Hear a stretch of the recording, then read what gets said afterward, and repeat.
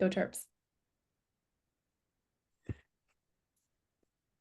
So Taylor, would you kick it off and then we'll just popcorn around and then start off with the first question. Hi, everyone. My name is Taylor Duvall. I'm from the University of Maryland College Park. Go Terps. We are a large institution. We have about 30,000 undergraduate students and about another 10,000 graduate students on our campus. Channing, you want to jump in? Okay, hi everyone. My name is Channing Wang. I'm a admission counselor here at Rice University in Houston, Texas. Size of Rice undergraduate is just under 5,000 at 4,800, and then about the same in grad students. All right. Hi, everyone. My name's Madeline. I am the representative for Tulane University. We are located in New Orleans. We are about 8,100 undergrad, and then 12,000 in total. I live in New Orleans, and I recruit in the DC, Maryland, Virginia area, but I'm also originally from Maryland. I grew up in Rockville, so not too far from BCC. Great, thank you all. So the first question is, what really makes, and I'm going to put it in the chat so everyone can see it, but what makes an application truly memorable? You have read thousands of applications, so you're well poised to tell us what makes an application truly memorable. Okay, well, I can start off. I think it's hard with applications because there's no, at least for our admission process, there's no specific formula on like the perfect Tulane student because every student looks different. When we're reading applications, it's not that we're looking for particular hobbies or even like particular interests. We're looking at the student, what they're interested in the classroom, what they're interested in with their things they're doing outside the classroom. So what stands out to me in the application process is the student, challenging themselves in the classroom with what they're interested in.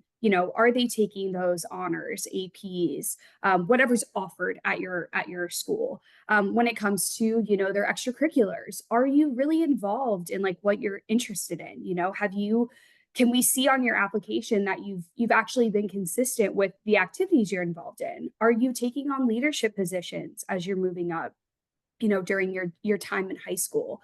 And then also showing an interest in our university as well, too, is a big part of that process. And I think what makes students stand out, especially when they're able to share not just like their personal, stories through their personal statement, but also sharing their interests through our like essay as well, too. So there's not one specific thing, there's multiple things. So I'd say for me personally, I always think that the essay is a great way for a student to be memorable and tell kind of their story about who they are. So we don't have the option for interviews as part of the admissions process. And the essay is really where we get to hear a little bit more about a student and their individual story and how they came to apply to the University of Maryland, as well as just the experiences that they've gone through. So we have both the essay question and short answer, which we consider. And I think it's really great just to show a student that we read their essay. So we'll talk to them about their essays at open houses if we remember them, which some of them really stand out and are just very memorable. We remember one student who wanted to be a music performance major, and they actually wrote their essay kind of like a scat, which was really cool for our admissions committee a few years ago. So that was really interesting. And it's just a great way to get to know a little bit more about the student that we may not be able to see through the transcript and the extracurriculars. Yeah, I'll agree with that too. I think the essay for me is where, or the writing in general, I think is where I usually have the most memorable parts about an application. I think I tell students that, the essay is really the only part in the application that you have complete control over. Like your grades from 9 and 10th, those are kind of set and done for. But, the essay is fully up to you. And I think for Rice specifically, we have a supplement. We ask 3 additional questions. That's your chance to show off your knowledge or passion about why you want to do whatever you want to do and what you want to do at Rice. And so that's kind of leaves like various opportunities for students to get really specific, pick out certain things about the Rice experience that might appeal to them. So yeah, those are usually things that might be more memorable as opposed to like other parts of the application. I'm interested in hearing you say like basically creativity pays off.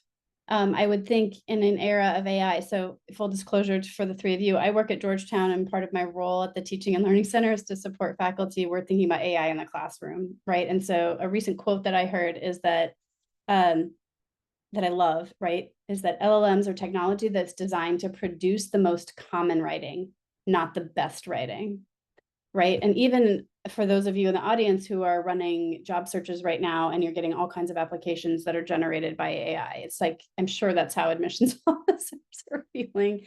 And so I'm like, are there any other tips on being specific? I guess, because that's what I'm hearing is specificity and creativity are the keys. Anything else to add to that in an essay? So I think it's really important that a student realizes that we understand that you're not going to be writing a Lifetime movie script or anything like that when you're writing your college essay. We understand the questions are pretty generic and you can take them kind of however you want to take them. But I think it's just important for a student to, number one, remember that they're talking about themselves and they're trying to sell themselves to the admissions committee. So while those questions about who was the most influential person in your life are really great ways to kind of have a jumping off point, we always joke, Nana is absolutely amazing, but we're not trying to admit your Nana. And I think just taking the additional time to think through the essay really shows when a student's written the essay at the last minute or if they've actually taken the time to sit through, brainstorm, and think through that question. Yeah, it's helpful. I also think voice is a big thing in like the essay that like can you recognize your own voice in the essay? You know, obviously like we understand too that like, you know, we expect like a certain level of being able to make sure you're checking like your spelling and grammar and like things that like you have support with during your time in school, but you know, we don't want to see it from, you know, we don't want to read an essay that sounds like it comes from an adult or, you know, a parent like that, that can come through. And so we want to hear the student's voice.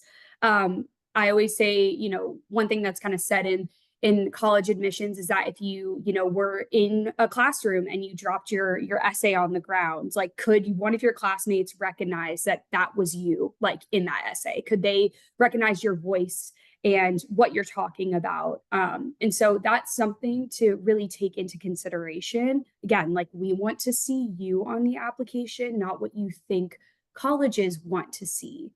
Mm. Yeah, and I'll say like even with sort of like common topics that people might choose to write about, like for example, so I played basketball in high school. Playing basketball is not uncommon. I'd say it's semi-common.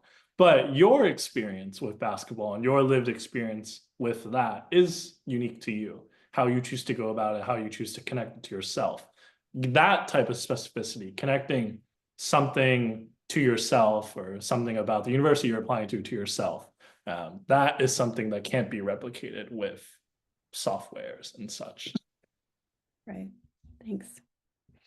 Shifting from the essay a little bit to the activities list on the Common App, can you share how you process that? What to highlight?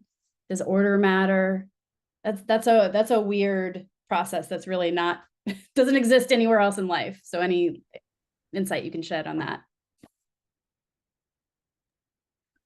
So in regards to the order of it, I'd say that the order of it doesn't necessarily matter with us, but we are looking to see what a student is consistently involved in. So Maddie, for example, started off by saying that one of her favorite parts of the application is looking at the extracurriculars and seeing what a student has consistently been involved in.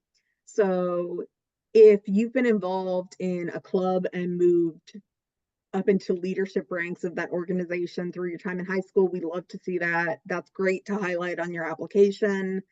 If it's your club that you were in for a week freshman year because you were trying to feel it out and maybe it wasn't your favorite thing. That I probably wouldn't highlight as much, obviously, on the application, and I probably wouldn't add it to my application personally. Hmm. I think something to also note too is like, yes, like I think it visually can be helpful, like at least when I'm reading applications over and over again to see like, okay, what are students like most involved in? Just because it's nice to see that consistency. But also like you can highlight things that are also outside of school as well too. I think sometimes students don't realize that like, you know, babysitting a younger sibling or working are pieces of your like that's what you're doing outside of school. And if that's what takes up your time, like highlight that and make sure you add detail as well. I think sometimes, you know, obviously you don't have like a paragraph to be able to write every single thing you do with like your job or with your club, but make sure you're highlighting like what is, I guess, the most like busy part of that club or being president or, you know, working at McDonald's, and maybe like what you've learned from this job also can be really helpful too. Because even if maybe you weren't able to get like a manager position at McDonald's, like it's always good to know like maybe what you learned from it. So adding like specifics can always be helpful because we as admission counselors can't assume, you know, like we can't assume what this job taught you or what this club, you know, what you did for this club. You also have to, you know, describe it as well too. I think I'm so sorry, Shannon. Can I just ask one quick follow-up to Maddie? So sorry. I want to push on that a little bit, Maddie. Like when you're saying what you learned from it, are you saying in that character count of the activity list, like you could say like cashier McDonald's, learn to process the end of day balance? Yeah, Kind of. like you have like your title of like, you know, what you were doing, where you're working, and then there's usually a section where you could write like 1 or 2 sentences to say like the responsibilities that you had.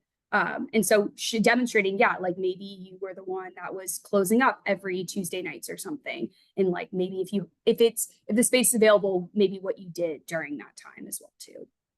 Would you say that seems more valuable to me listening to you now rather than like wasting characters on a long title?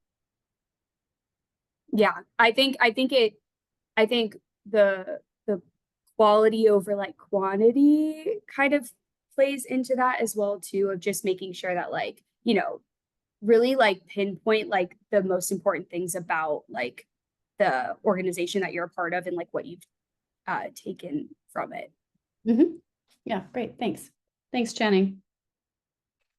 Yeah, I guess in terms of ordering, I know some students might choose to do this, but it's not necessary. I think if you have some commitments that you think are the most meaningful to you, or some students might choose to put those like first, just because naturally, like I guess when I'm reapplication, I start, you know, like top to bottom, but some students might choose to put that like, oh, this is like I'm one of the lists at the top because it's like I find this one particularly more meaningful, or I'm more deeply invested in it than others. Not to say that some are more important than the others, but if you have something like that, you might choose to put that first if you want to.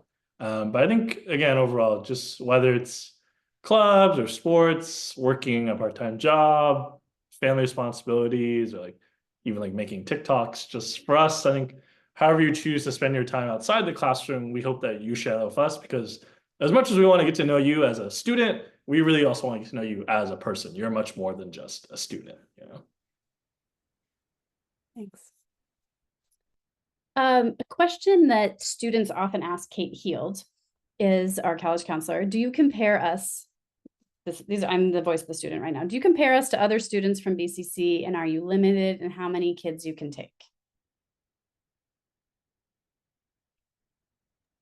No, we do not, at least for our university. I'm not comparing, you know, Johnny to Susie. Like I'm looking at you as an applicant, and we don't cap the amount of students that are coming from different schools. We have a lot of students that are coming from Montgomery County, specifically in Maryland, and we don't cap based off of schools or even based off, Montgomery County itself. Like, if we have a qualified applicant who we think is going to be a good fit for Tulane, then like we want them to come to Tulane. Like we see that they are a good fit for Tulane. So Yeah, similarly for us, like I have no problem admitting everyone from a school. I have no problem denying everyone from a school if it happens to be that way. There's not a certain number or like a limitation, and I think we don't really compare students against each other just because we know that even if students have the similar experience of going to the same high school, whatever happens after 3 p.m. is probably totally different for you, even from like your classmate, right? The example I use is even if you have like a set of twins, if a set of twins, like they might be very similar, but they are each their own person. And two twins, even though they share genetic similarities, they could be totally different. So that's, yeah. So thank you for asking this question, because we also get it all the time. We don't have caps on schools. We don't have caps on counties. We are a predominantly in-state school. About 76% of our students are in-state students on campus. So we're definitely seeing a lot of Maryland residents in our classes and on our campus. We are taking students in review into context of their school. So that doesn't mean we're comparing Johnny to Billy. What that means is we're taking into account, okay, what does your school offer? And are you taking advantage of what your school is offering you? So we understand that not every school offers a full IB or a full AP curriculum, but some schools say they teach all of their courses at an honors level.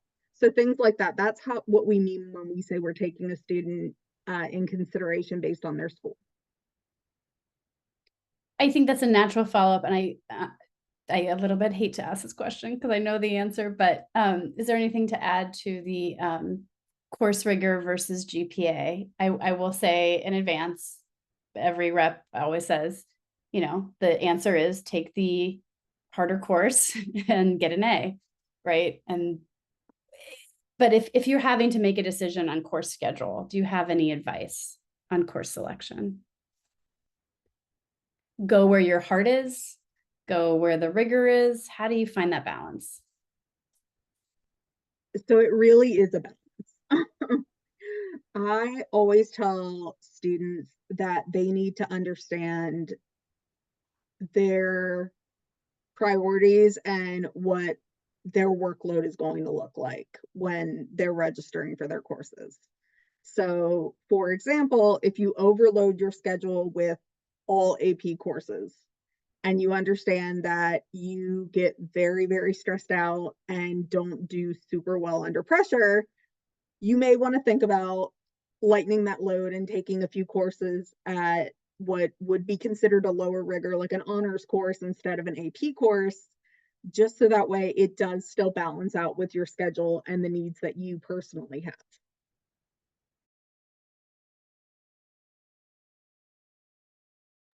I guess the advice I give students is challenge yourself until the point if like you adding something is going to negatively affect the other parts of your life.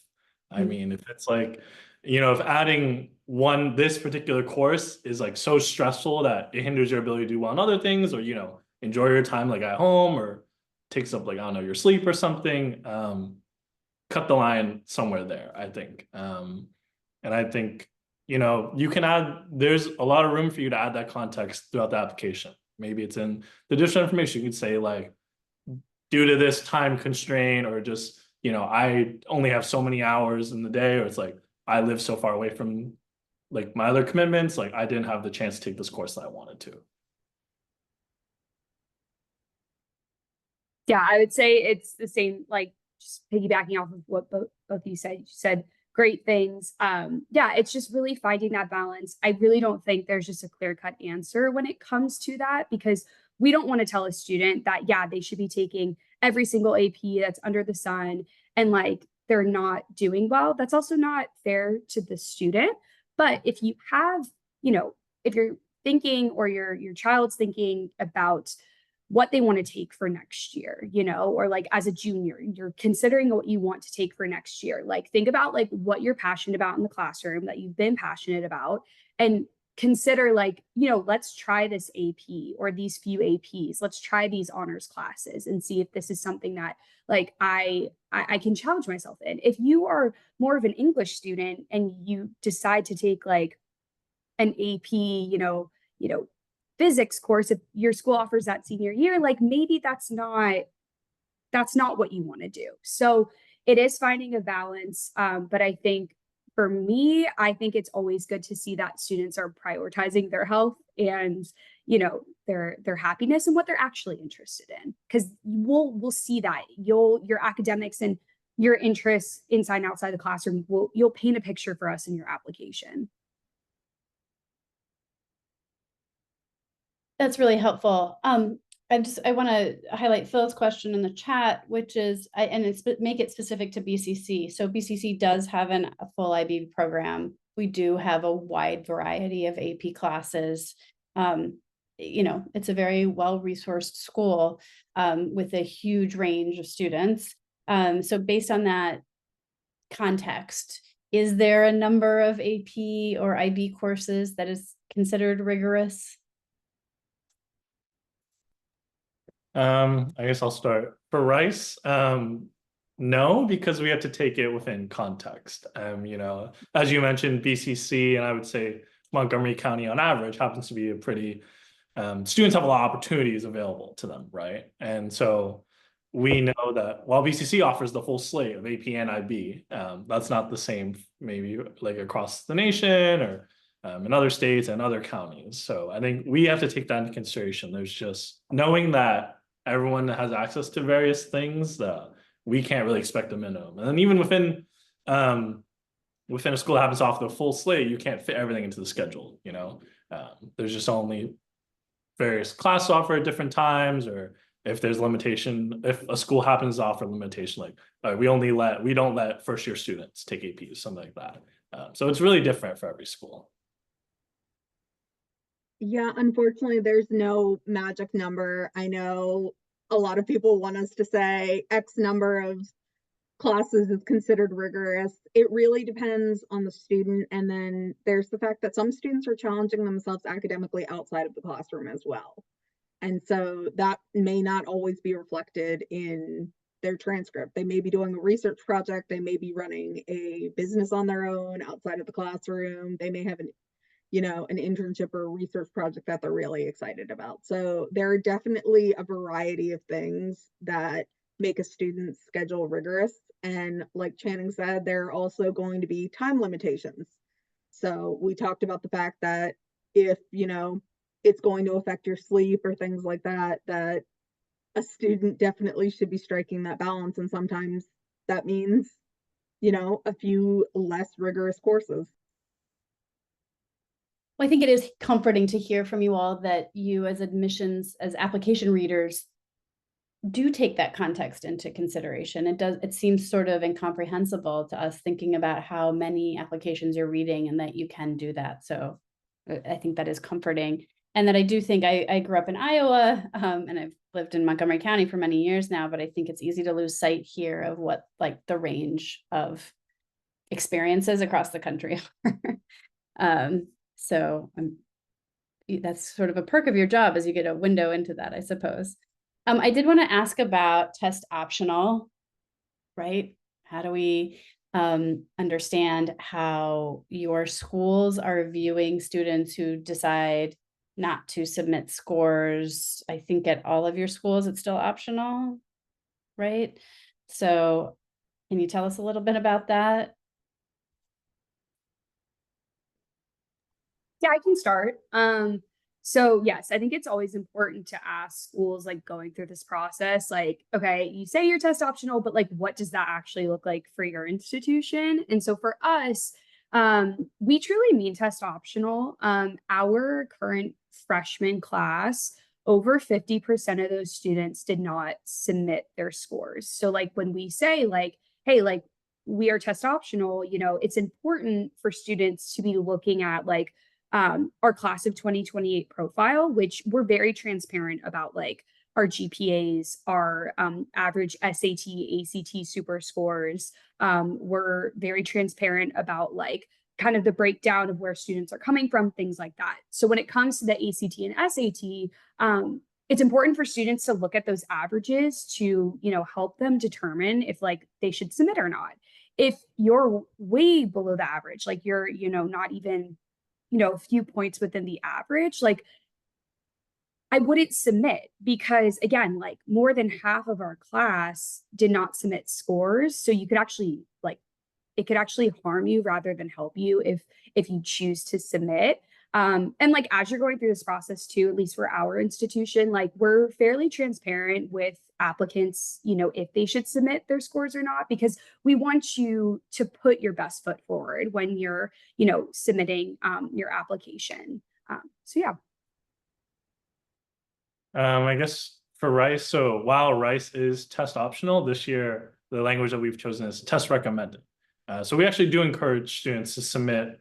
It's not just an SAT or ACT, it could be any other type of score they may have. Maybe it's from AP or IB or whatever. I think for us, at least at Rice, we do find value in helping determine from various test scores. It helps us determine, is this student prepared to find academic success at Rice? And that's obviously the kind of key question that we have to answer, right, when we're reading application. But with that said, I mean, about a quarter of our incoming class, I think it was last year, about a quarter of our deposit students did not submit a test. And I do think that, you know, we have, if you go online, you search up like the Rice class profile, you'll see a little like middle 50%, but obviously students will tend to do some self-selection. And it doesn't reflect the students that like are on our campus that chose not to submit tests, and also doesn't reflect all the students that we admitted who declined our offer, right?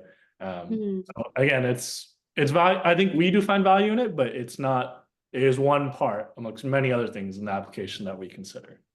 So that's really interesting, because I just want to pause on that, because I think there's a perception that, yeah, the score reports are inflated right now because it's not including the students who are not submitting test scores, which would bring that average down a little bit. But you're saying it also doesn't include the superstar testers who didn't matriculate.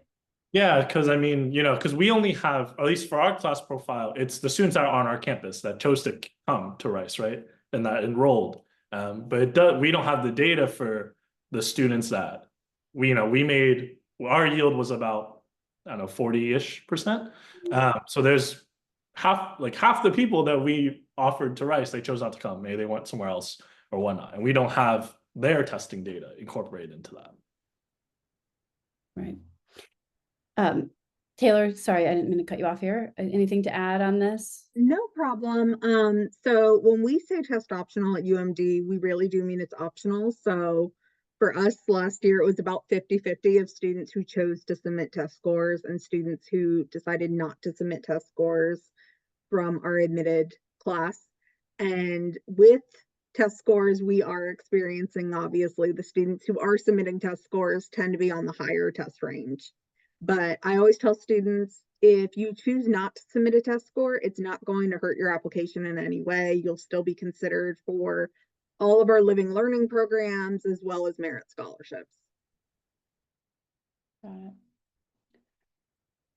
Okay, so UMD probably you know, not a pressure cooker there in terms of the decision, but other schools, if you're trying to decide whether or not, I'm summarizing what I heard, is like, look at the average. And I heard you say, Maddie, if you're well below that average, does that mean 50 points? Is 50 points well below 25? It really just depends on like the average in the middle 50. I don't have it like off the top of my head right now, so I don't want to like fully say that, but I would just say like definitely use your like counselor, and then also like you can use me as well too. So Got it. Okay, last thing on standardization. AP versus IB. Again, I think the answer is going to be contextual, right? But do you have thoughts on AP versus IB? I'm sure you see both and admit both. I'm just going to Yeah. say to this parent who asked the question, I had a kid who was really into science and music, and there were more options for him in the AP, and he wasn't really into language. So that is what decided it for him in IB. And he is at college. He is very happy. Everything worked out. So here's a question. Does test optional policy differ for students applying to engineering programs? So students who apply test optional are still considered for admission to the Clark School of Engineering with UMD. If a student does submit a test score, obviously it'll be considered in all aspects of admission, which includes consideration for limited enrollment programs like engineering. But if a student chooses not to submit, it's not going to hurt their review. And then for Rice, so aside from the School of Music and the School of Architecture, those are a little bit more prescriptive in their nature for us, but the rest, when you're admitted to Rice, you're admitted to Rice as a whole. We don't admit by school. Same for Tulane as well too. Like when you are admitted to Tulane, you are admitted to the entire like undergraduate like university, not just like, you know, the School of Science and Engineering. So, you know, you can be test optional and still be accepted to Tulane and still pursue engineering.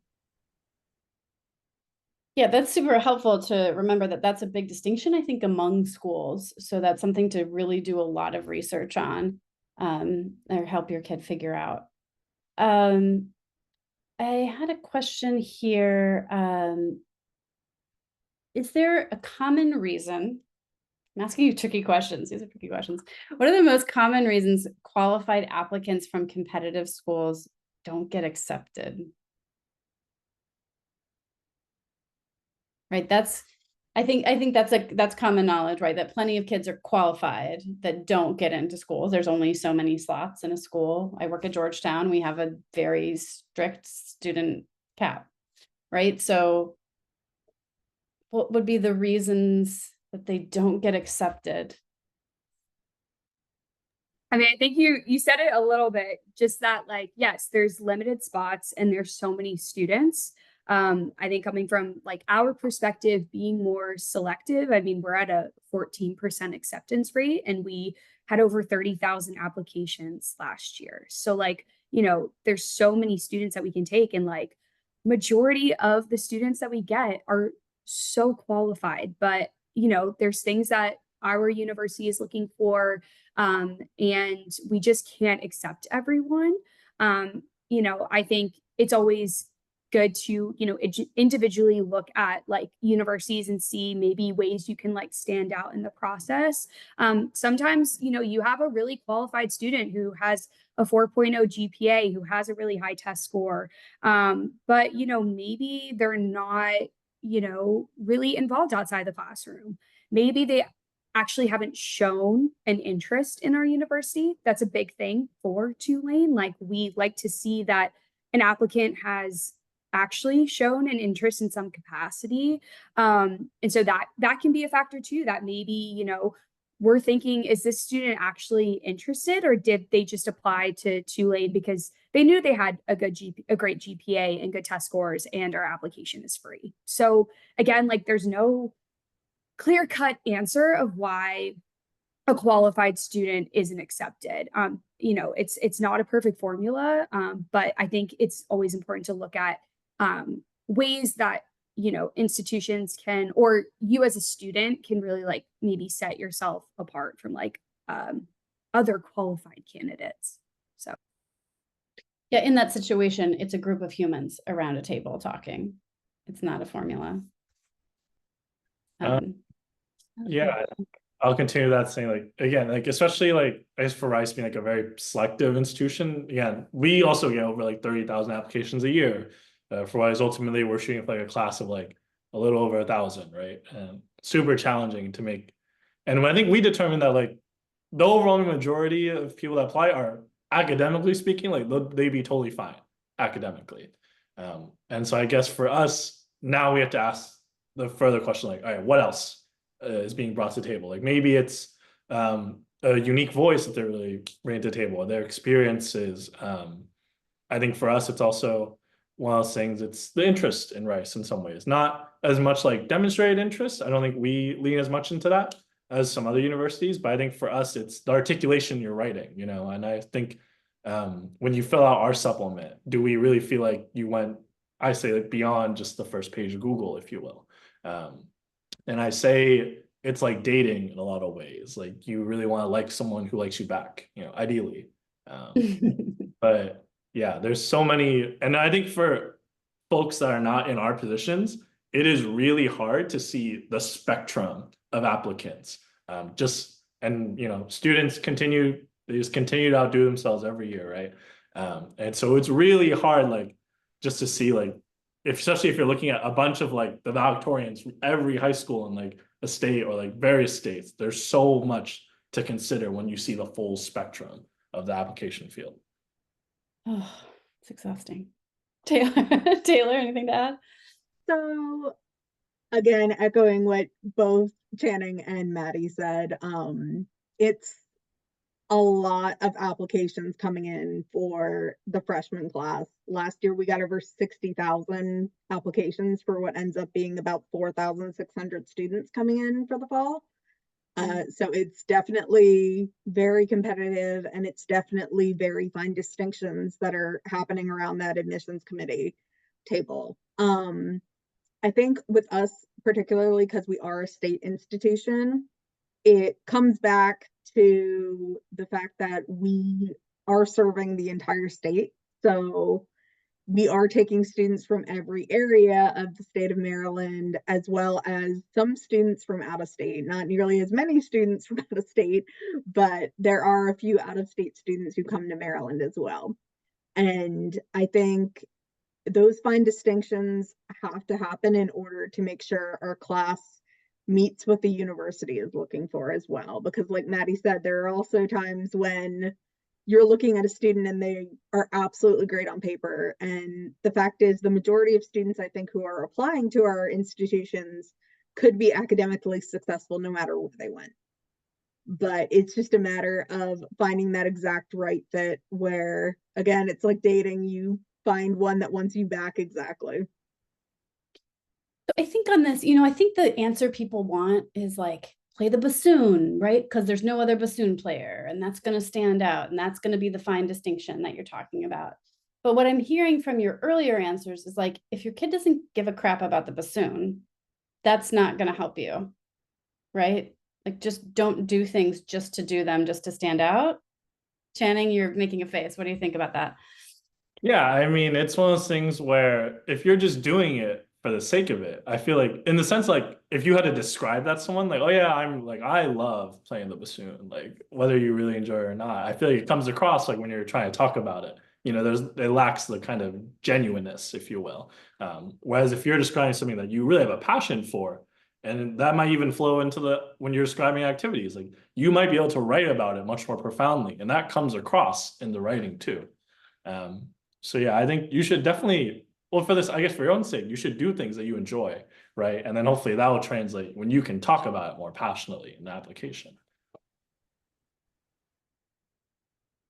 Right. So when you're saying talk, you're talking about writing it in the application. That's useful. It made me think of the role of, I know UMD doesn't do this, but Tulane and Rice might do the alumni interviews.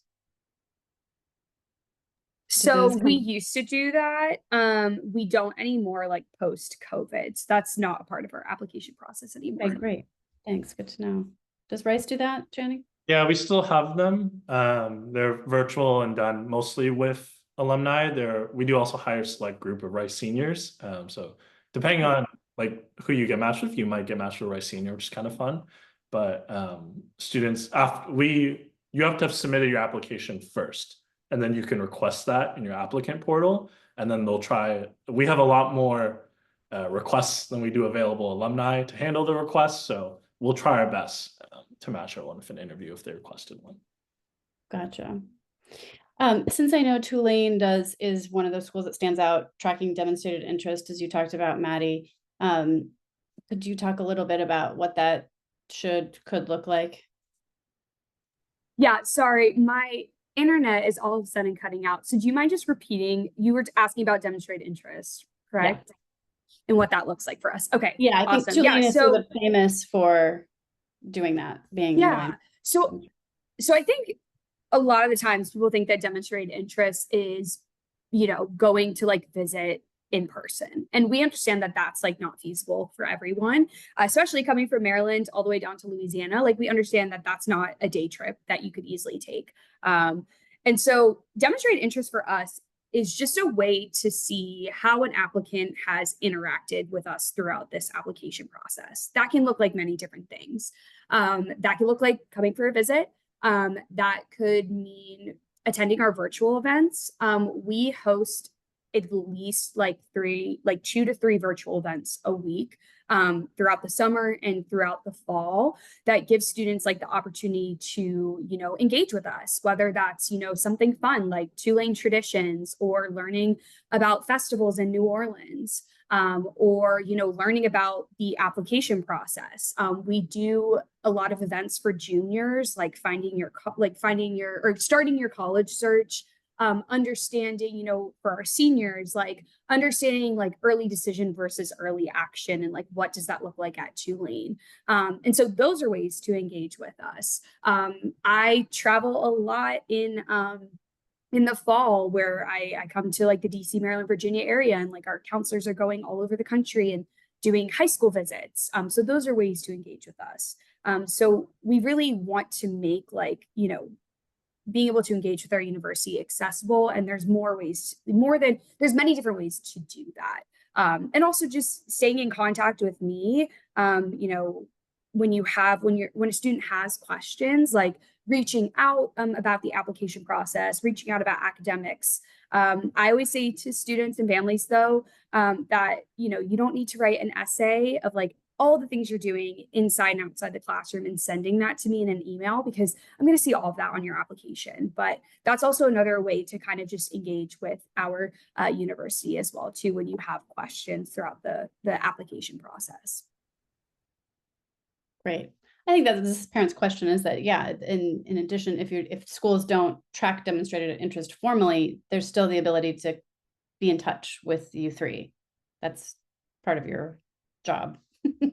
So I think people sometimes miss that. That's great.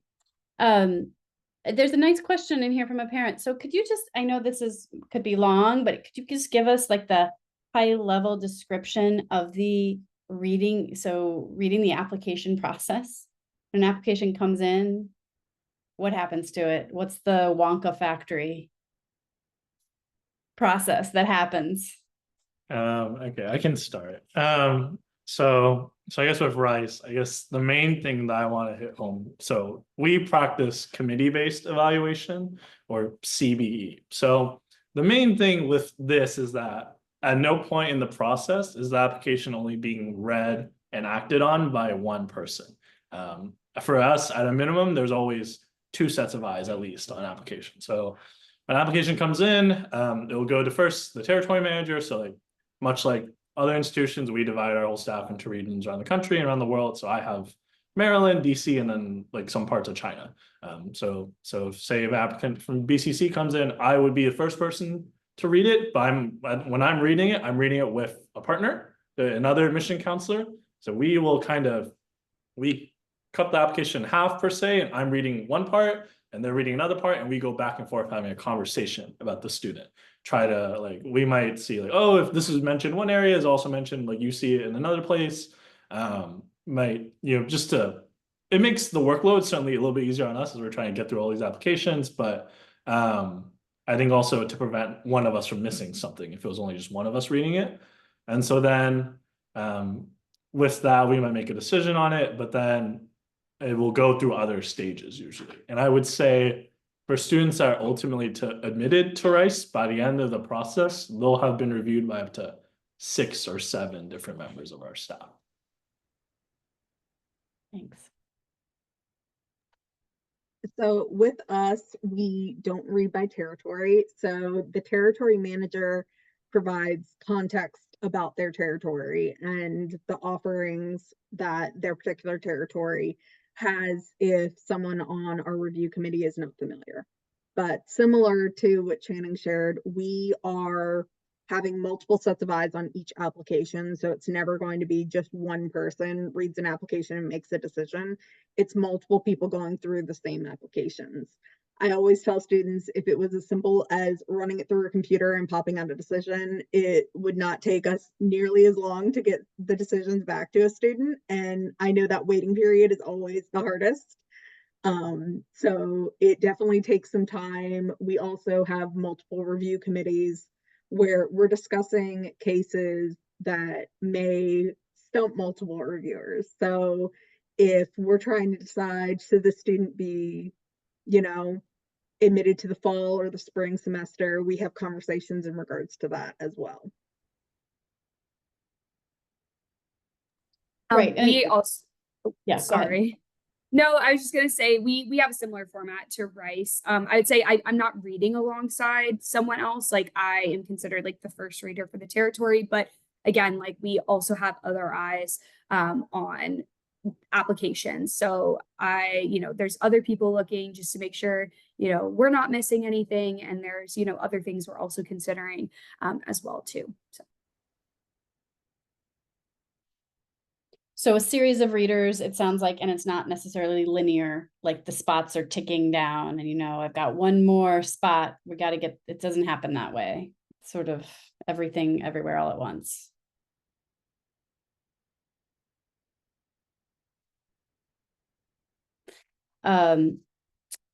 Okay, I know we're running short on time. I did want to touch on some of the questions here. There's a key one about disclosing neurodivergence. Do you have thoughts on disclosing that on an application? Should a student do that? Is that something that should be added in the additional information section? Should it not be mentioned? I know it depends. I know all the answers are it depends, but can you shed a little bit of light on? So I think it's all about context, and that sounds very similar to an it depends, and I understand that. So I think it's all about providing context. So for example, if a student, maybe they had, early, I'm forgetting, early dismissal for the days because they function better in a college classroom in the afternoon or things like that.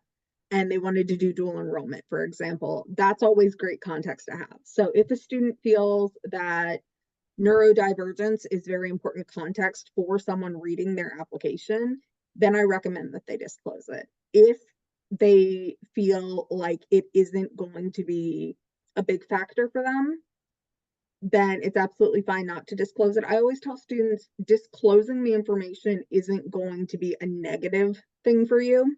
So I think a lot of students are worried, if I disclose this, that's going to be a negative thing for the admissions committee. And it's not going to be a negative view if a student has a different view on things or a different perspective. It's just good for us to know about that context.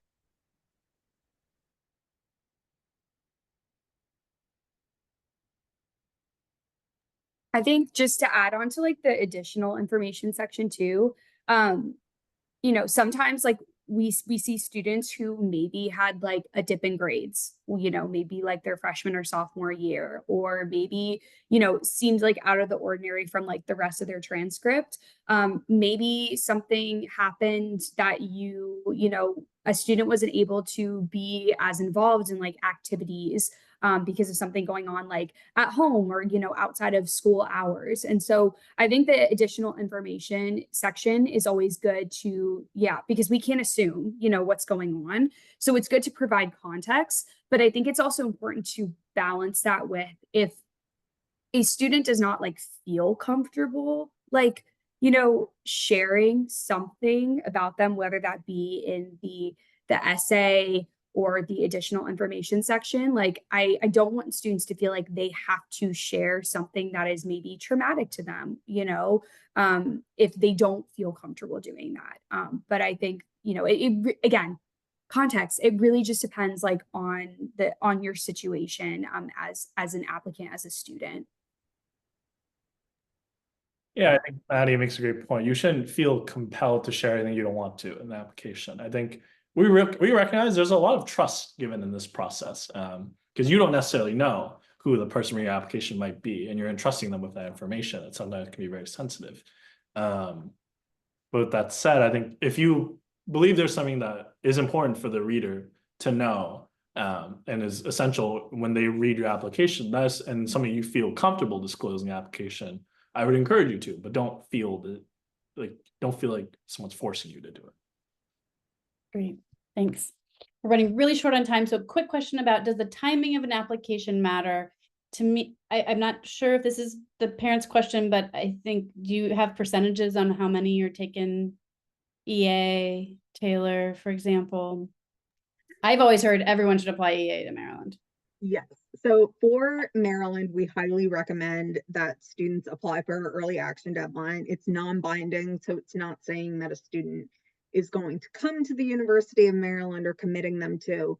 But yes, as Kate put in the chat, about 90% of our accepted students are admitted during the early action review. So our regular review does get much more competitive. Gotcha. And Tulane and Rice, they're, as private institutions, do you do EA? So we recommend that students apply in one of the early rounds, whether that be, you know, early decision 1, early action, or early decision 2. Regular decision, again, like, is one of our largest application pools, but we take the smallest amount of admits. So we always recommend to students to, you know, decide between one of those earlier rounds. Early decision is binding, whether that's 1 or 2. So you are telling us that, like, hey, like, Tulane is my top choice.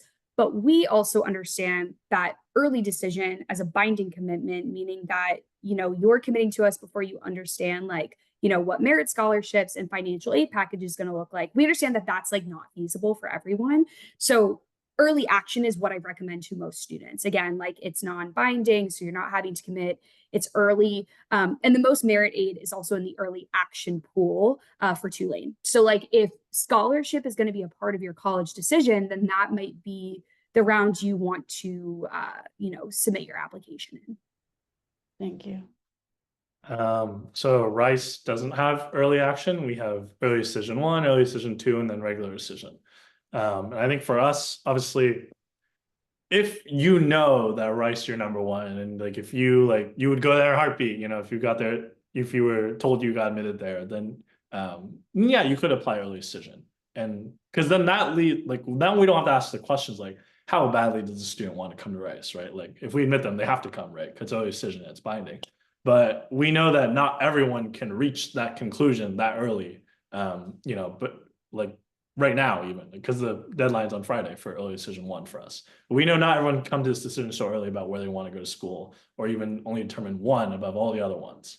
And so I think for us, we don't admit the majority of our class to early decision. I think last year we took about 40% of our class from early decision. It might change this year, I don't know, but yeah, so I think we understand that not every student can commit to early decision, and we don't have early action. So we do see the majority of our applicants in regular decision. Thank you. And I'm going to let Kate Heald take the early decision 1 versus 2 question in the chat, because I think she can answer that in the chat. And so in these last few minutes, any advice you would give to students and families listening? When people find out what you do, I'm sure they ask you this question all the time. So what do you say? I always reflect on, like, my own college process when students ask me, like, what my biggest piece of advice is. And also coming from perspective of living in Montgomery County, you know, growing up there, I think the best thing that you can do as a student for yourself, but then also, like, as a parent and as a family member, is to really try to keep this process private. That was something that I did during my college process. Like, I didn't tell my friends, I didn't tell, like, my cousins, like my second cousins, my neighbors. And I think that, you know, it's an easy conversation starter to ask juniors and seniors where they're thinking of looking at colleges and where they want to apply. And, like, and that's great, but you also have to understand too that this is like a really, and you do understand it. This is a really tough process. So, trying to put that pressure on your friends to ask them like, hey, where are you applying? Where are you getting in? And then feeling that pressure from your friends, from your parents' like your friends' parents, like, so what I say to students is like, try to keep this process to yourself because it's really going to help you down the road. And then you get to make that decision because you know it's the best fit for you. Because at the end of the day, you're the one going to that institution, not your grandmother, not your dog, not your mailman. Like it's you. So I think that's always the piece of advice I give to students, and to also just breathe too. You are going to find a place that is the best fit for you. So. I think that my biggest piece of advice is, like Maddie said, to breathe. It seems like a huge, big, scary, terrifying decision, when you're going through this process. And it seems almost kind of like it's just like this huge thing. And you will end up in a place that you like and have a good college experience. College is very much what you make of it, I think. So it's about getting involved. It's about learning and getting a further education. And I always tell students, even if, let's say, you have a dream school and worst case scenario, you aren't admitted, there's always an option of transfer. There's always another school that's going to be a great fit. It's definitely hard to see the bigger picture when you're in the throes of it.